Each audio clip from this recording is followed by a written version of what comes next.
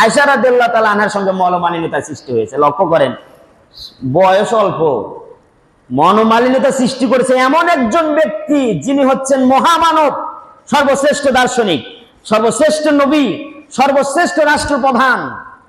তার সঙ্গে মনোমালিন্যতা সৃষ্টি হয়েছে আয়েশা রাদিয়াল্লাহু তাআলা আনহার। নবীজি কিছু বললেন না, বললেন আয়েশা, তো ঝগড়া তো অনেকক্ষণই হইল, এখন একটা মীমাংসার পথ বের করো, কি করা যায়, মীমাংসায় আসি। তাহলে তাহলে মীমাংসা করতে হবে, আপনার সঙ্গে আমার ঝগড়া, মনোমালিন্যতা সৃষ্টি হয়েছে, মীমাংসা করার জন্য তো আরেকজন লাগবে। চিন্তা করে দেখেন, রাসূলুল্লাহকে বলছে মীমাংসার জন্য তো সালেস লাগবে, আরেকজন লাগবে। রাসূলুল্লাহ মুস্কি হাসলেন, হাসার পরে বলছেন ঠিক আছে, অসুবিধা নাই, তাহলে কারে ডাকা যায়? ওমরকে ডাকি। আয়েশা রাদিয়াল্লাহু বলতেছেন না, ওমরকে ডাকা যাবে না, ও গরম মেজাজের, ওর দিকে আমার ভয় লাগে। তাহলে কাকে ডাকবো? তো বলতেছে আপনি বলেন কাকে ডাকবেন। তো রাসূল বলছে ঠিক আছে, তাহলে তোমার বাবার এইটা কি? কোনো সমস্যা নাই, আমার বাবারে ডাকেন। মেয়েরা বাবার কাছে সবচেয়ে বেশি আনন্দ পায়, কারণ বাবারা মেয়েদেরকে সবচেয়ে বেশি ভালোবাসে এবং মেয়েরাও বাবাদেরকে বেশি ভালোবাসে। কথা কোন ঠিক কিনা? রাসূল কারীম সাল্লাল্লাহু আলাইহি ওয়াসাল্লাম বলেছেন আরেকটা ঘটনা, আরেকটা হাদিস, অপর হাদিস, যে ফাতেমা রাদিয়াল্লাহু তাআলা আনহার সঙ্গে হযরত আলীর মনোমালিন্য হয়েছে একবার। রাসূলুল্লাহর চেহারা মলিন হয়ে গিয়েছে। সাহাবায়ে কেরাম মনে মনে ভাবতেছেন হয়তোবা কোনো আমাদের ব্যাপারে আল্লাহ পক্ষ থেকে কোনো চূড়ান্ত ফয়সালা আসবে, ওহী নাজিল হয়ে যেতে পারে। রাসূলুল্লাহর মন খারাপ দেখে রাসূলুল্লাহ বললেন ফাতেমা তু বিযাতুম মিন্নি, ফাতেমা হচ্ছে আমার কলিজার টুকরা, ফাতেমারে যে কষ্ট দেয় সে হচ্ছে আমি বিশ্ব নবী মুহাম্মদ রাসূলুল্লাহরে কষ্ট দেয়। হযরত আলী ওই জায়গায় থেকে দৌড়াইয়া ফাতেমার কাছে গিয়েছে, যাওয়ার পরে বলতেছেন ফাতেমারে আমাকে ক্ষমা করে দাও, বিশ্ব নবীর চেহারার ভিতরে যে বিষণ্ণতার ছাপ দেখেছি, আমার ভয় হয়েছে আমার ব্যাপারে আল্লাহ কোরআনুল কারীমের ভিতরে কোনো আয়াত নাজিল করে কিনা। সঙ্গে সঙ্গে হযরত আলী হেসে দিলেন, আবার ফিরে গেলেন। এইবার নবীজি ঘরের ভিতরে প্রবেশ করলেন। প্রবেশ করার পরে ফাতেমা বললেন, ফাতেমা আমার স্বামী, আমার জামাতা আলী গরিব মানুষ, তোমার সঙ্গে বিবাহ দিয়েছি, আমি উকালতি করি নাই, স্বয়ং আল্লাহ তাআলা উকালতি করেছে, সুতরাং আলীর কষ্ট দিবা না। আলীকে তুমি যদি কষ্ট দাও আর ওই অবস্থায় যদি তোমার মৃত্যু হয়, আমি বিশ্ব নবী বলছি ওই জানাজায়, তোমার জানাজায় আমি রাসূলুল্লাহ উপস্থিত হব না। মেয়েকেও প্রশ্রয় দিলেন না, আবার জামাইকেও ছাড় দিলেন না। মাঝখান থেকে হযরতে আলী এবং ফাতেমা রাদিয়াল্লাহু তাআলা আনহুমা উভয়ের মুখে হাসি চলে আসলো। বিশ্ব নবী হাসতেছেন আর বলতেছেন যে আমার ফাতেমার ব্যাপারে তোমরা সাবধান থাকবা, আমার ফাতেমা হচ্ছে আমার কলিজার টুকরা। বলুন সুবহানাল্লাহ। এইবার হযরত আয়েশা রাদিয়াল্লাহু তাআলা আনহা বলতেছেন ঠিক আছে, আমার বাবারে ডাকেন। আবু বকর রাদিয়াল্লাহু তাআলা আনহুকে ডাকা হলো। ডাকার পরে এইবার আল্লাহর নবী আয়েশাকে বলতেছেন, আয়েশা রে, তাহলে ঘটনা তুমি বর্ণনা করবে না আমি বর্ণনা করব? আবু বকরের কাছে কে খুলে বলবে? হযরত আয়েশা বলতেছেন, ইয়া রাসূলুল্লাহ, যা ঘটেছে হুবহু আপনি আমার বাবাকে বলেন, লা তাজিদ, বৃদ্ধি কইরেন না। তো সুবহানাল্লাহ কইলেন না?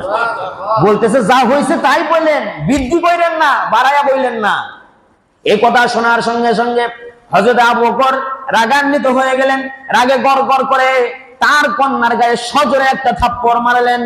হযরত আয়েশা সিদ্দিকা রাদিয়াল্লাহু তাআলা আনহা গালটা ধরে নিয়ে রাসূলুল্লাহর পিছনে গিয়ে অবস্থান নিয়েছে।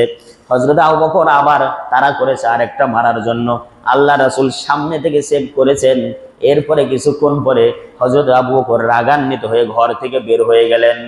এরপরে আল্লাহর নবী আয়েশাকে বলতেছেন, আয়েশা রে, তুমি বিচারক হিসাবে তোমার বাবারই ডাকলা, দেখলা আজকে কি মারটাই না খাইলা, তোমার কোনো গতি নাই, আমি না থাকলে কিন্তু আজকে তোমার আরো হইতো। বলেন সুবহানাল্লাহ।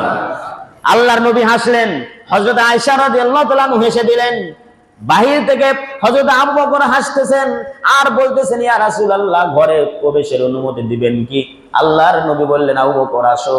আসার পরে হযরত আবু বকর বলে, ইয়া রাসূলুল্লাহ, আপনাদের দুঃখের সময় যেমনি ভাবে আবু বকরকে বিচারের জন্য, আবু বকরকে সমাধানের জন্য ডাকেন, আপনাদের আনন্দ ঘন মুহূর্তেও আবু বকরের একটু সামনের সাথে রাখেন। বলুন সুবহানাল্লাহ। এই জন্য আল্লাহ নবী বলেছেন, ফাত্তাকুল্লাহ ফিন নিসা, নারীদের ব্যাপারে তোমরা সতর্কতা অবলম্বন করবা, কারণ ফাইন্নাকুম আখাযতুমুহুন্না বিআমানাতিল্লাহ, আল্লাহর পক্ষ থেকে তারা তোমাদের কাছে আমানত। তাদের সৃষ্টি হয়েছে জান্নাতে, এজন্য তাদের শখ বেশি, আহ্লাদ বেশি, অভিমান বেশি, ষড়যন্ত্রও বেশি। ঠিক না? আল্লাহ পাক শয়তানের ষড়যন্ত্রের কথা যখন কোরআনের ভিতরে বলেছেন তখন বলেছেন ইন্না কাইদাকুন্না আযীম। শয়তানের চক্রান্ত মারাত্মক দুর্বল। আর নারীদের চক্রান্তের কথা যখন বলেছেন ইন্না কাইদাকুন্না আযীম, নারীদের চক্রান্ত হচ্ছে মহা ভয়ানক। আজিম মানে বুঝেন? আজিম শব্দের অর্থ একদিন বলেছিলাম। আরবিতে লম্বাকে বলা হয় আরিদ, ব্রড, ওয়াইড ইংরেজিতে বলে। আর গভীরতাকে বলা হয় আমিক, ডিপ, প্রফাউন্ড। আমিক। লম্বা পরিমাপ করার ফিতা আছে না নাই? জোরে কোন আছে না নাই? গভীরতা পরিমাপ করার যন্ত্র আছে না নাই? আর আরবিতে আজিম বলা হয় এতটা লম্বা যার পরিমাপ করার কোনো ফিতা নাই, এতটা গভীর যার পরিমাপ করার কোনো যন্ত্র নাই, একে বলা হয় আজিম। আল্লাহ পাক বলতেছেন নবী আপনার চরিত্র মহান, আপনার চরিত্র পরিমাপ করার কোনো যন্ত্র নাই। আর মহিলাদের চক্রান্ত মারাত্মক, এদের চক্রান্ত রক্ষা করারও কোনো পরিযন্ত্র নাই। এত ভয়ানক ষড়যন্ত্র এদের। এজন্য বলেছেন এদের ব্যাপারে সতর্ক থাকবা, এদের ব্যাপারে তোমরা সতর্ক থাকবা, কারণ এরা হচ্ছে আল্লাহর পক্ষ থেকে তোমাদের জন্য আমানত। এরপরে নবীজি বললেন ওয়াস্তাহলালতুম ফুরুজাহুন্না বিকালিমাতিল্লাহ, আর নারীদের সঙ্গে তোমাদের বৈধ সম্পর্ক হয়েছে আল্লাহর কালেমার মাধ্যমে। ওয়ালাকুম আলাইহিন্না আল্লা ইউতিয়ান্না ফিরাশাকুম আহাদান তাকরাহুনা ফাইন ফালনা যালিকা ফাদরিবুহুন্না দরবান গায়রা মুবাররিহ। আর নারীদের অধিকার তোমাদের উপরে যে স্বামী যাদেরকে অপছন্দ করে তাদেরকে কখনো তারা তাদের বিছানায় ঠাঁই দিতে পারবে না, তাদের সঙ্গে কথা বলতে পারবে না, তাদেরকে কখনো ভালো ব্যবহার করতে পারবে না তাদের সঙ্গে। আর ওয়ালাহুন্না আলাইকুম রিজকুহুন্না ওয়া কিসওয়াতুহুন্না, আর পুরুষদের দায়িত্ব নারীদের ব্যাপারে তোমরা নিজেরা যা খাবে তোমাদের ঘরের পরিবারদেরকেও তা খাওয়াবে। নিজে রেস্টুরেন্টে ঘুরে খাবো, বিভিন্ন ভালো ভালো খাবার খাবো, আর 2 সপ্তাহ ধরে বাসায় বাজার করব না, এমন আছে না নাই? অনেক অবজেকশন আছে আমাদের কাছে। খবরদার করবেন না, কিয়ামতের ময়দানে জালিমের কাতারে দাঁড়াতে হবে, জালিম হতে হবে। ঘরের পরিবারদের ব্যাপারে আপনি যে পরিমাণ খাবেন এই পরিমাণ খাবার ঘরের জন্য সার্ভ করতে হবে। আল্লাহ সুবহানাহু ওয়া তাআলা আমাদেরকে তৌফিক দান করুন।